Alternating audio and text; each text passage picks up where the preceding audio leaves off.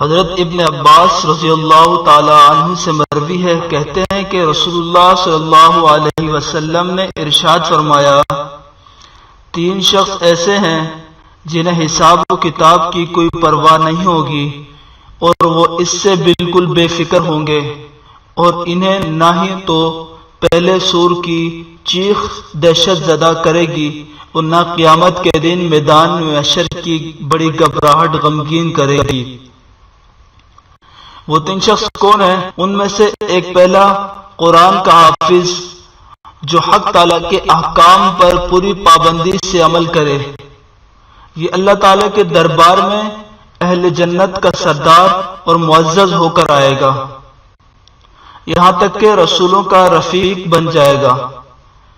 دوسرا شخص وہ کہ جو مؤذن ہو، جو 60 سال تک اذان دے اور اس پر تنخواہ نہ لے۔